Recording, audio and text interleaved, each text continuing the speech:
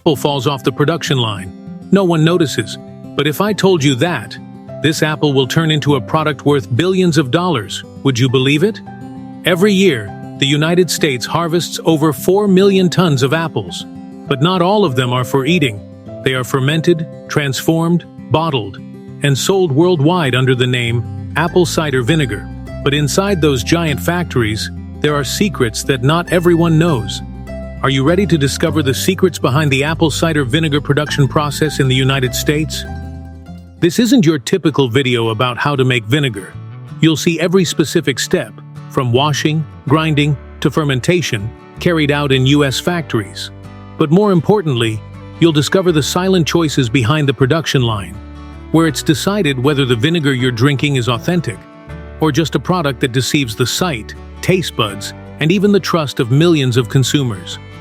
From unwanted apples to a global healthcare product, where a complex transformation chain lasts for months. At the end of the journey, you'll know what's hidden behind the words, "with mother," and how some businesses visually mislead consumers without breaking the law. If you've ever believed that apple cider vinegar is always good for your health, this video might make you think again. Apple cider vinegar doesn't start with the most beautiful apples. Instead, it's the fallen, bruised, undersized, worm-eaten ones. They are rejected agricultural products, but not wasted. Because the most important thing in vinegar isn't the appearance, but the amount of sugar inside. This is the input for the industrial apple cider vinegar production in the United States.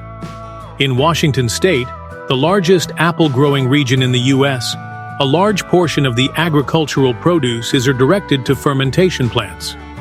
Therefore, this place is not only the apple-eating capital, but also the leading apple cider vinegar center. So what happens after these not beautiful enough apples enter the factory? The first step, seemingly simple, is the foundation for the entire process, washing the apples.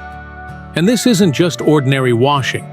Each apple must be treated with high-pressure clean water, passing through a system of rotating brushes, industrial sprayers, and even UV disinfection. The goal is to completely remove dirt, dust, natural wax, and microorganisms clinging to the skin. Because if even a single strain of foreign bacteria remains, the batch of vinegar can be spoiled, even causing uncontrolled yeast growth. After washing, the apples are automatically transported to the grinding system.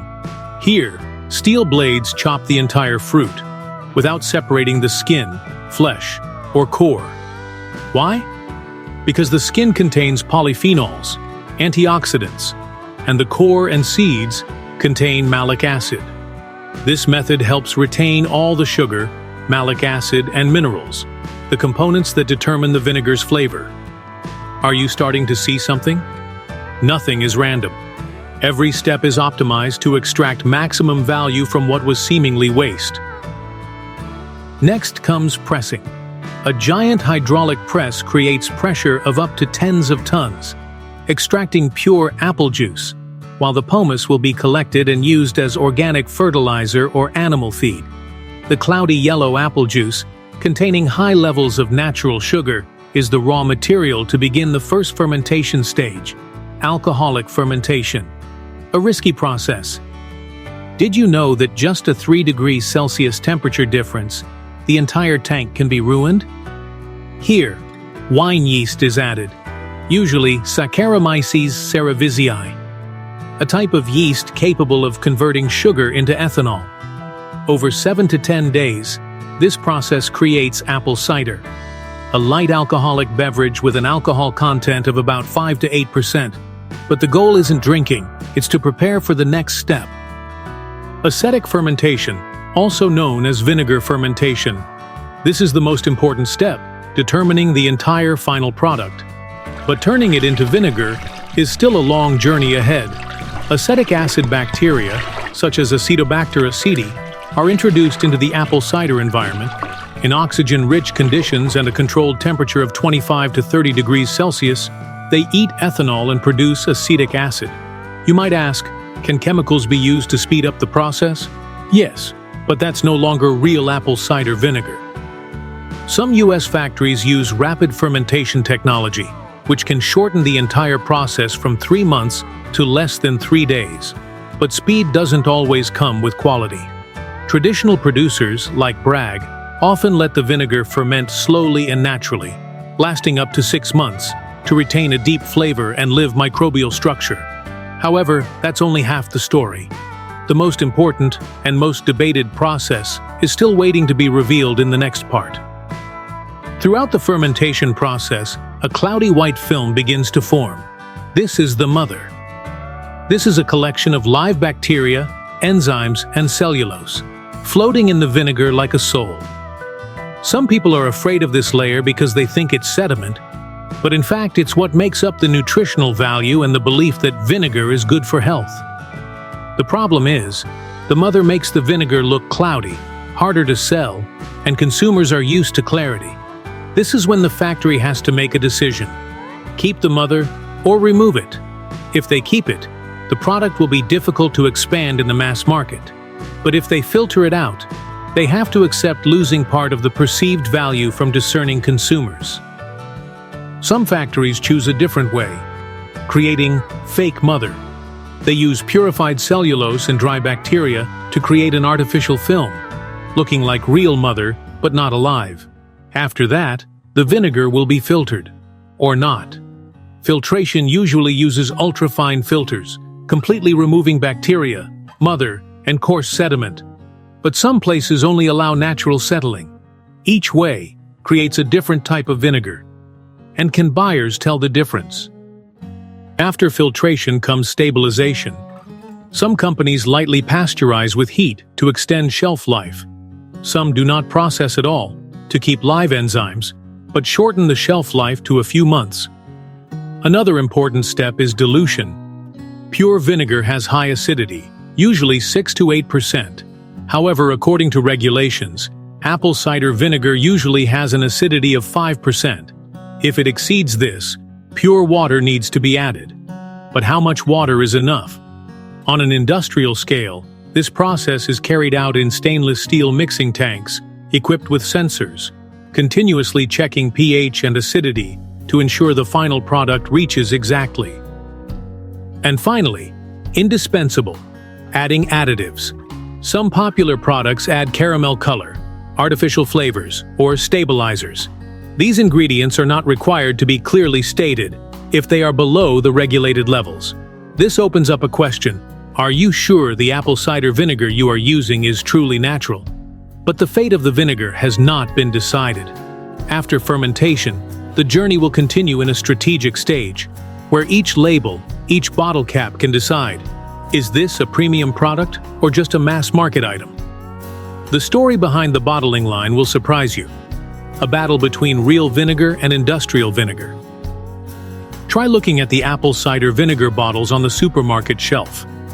Every bottle says, organic, raw, with the mother, non-GMO, gluten-free. But what percentage of that is truly reflected in what's inside the bottle? Some producers are honest. They keep the mother, don't filter, and add no additives. But that makes the product harder to preserve and easily judged as less clean. Meanwhile, industrial vinegar products, thoroughly filtered, with added color and flavor in shiny bottles, sell much better. And you know what's interesting? Sometimes they are even labeled exactly like the real thing. In the US, just because a product is made from apples and undergoes a fermentation process, it can already be called apple cider vinegar, even if it has been diluted, had all the live enzymes filtered out, or even had artificial flavors added. And here's a little-known truth. There are no unified international standards for real apple cider vinegar. Each country, each state, each supermarket chain has its own set of regulations. So, when you hold 2 identical bottles of vinegar, but one costs 3 times as much, ask yourself, are you paying for quality or for the label? Some major brands like Bragg choose transparency. They show consumers the entire fermentation process. They accept cloudy vinegar, clearly visible mother, and a shorter shelf life. But not every company is brave enough to do that. And the next question is, What inspection steps do these bottles of vinegar have to go through before reaching consumers? Or are there bottles of vinegar that have never been truly inspected? In the United States, the Food and Drug Administration, FDA, has basic regulations for vinegar products, but they don't inspect every bottle. Control mainly relies on the honesty of the manufacturer. Many batches of vinegar are exported abroad, to Asia, Europe, with completely different specifications. Some batches are thoroughly filtered. Some retain the mother. Some places require sterilization. Others require no heat treatment. This means that the same brand can exist in up to 3 versions. One for the domestic market, one for premium export, and one for cheap distribution. And if you think the authorities will inspect everything, remember, they only get involved when there is a complaint. Otherwise, everything depends on the conscience of the business. From a discarded apple to a bottle of vinegar labeled premium organic, that journey is more than just fermentation. It's a series of choices about technique, ethics, and market strategy. Not every bottle of vinegar is the same. Not every label tells the truth. And not all apple cider vinegar is apple cider vinegar. Next time you walk into a supermarket, stop for 10 seconds in front of the apple cider vinegar aisle. Look closely. Read carefully. Think carefully. Because you might be buying colored water, told with a fascinating story.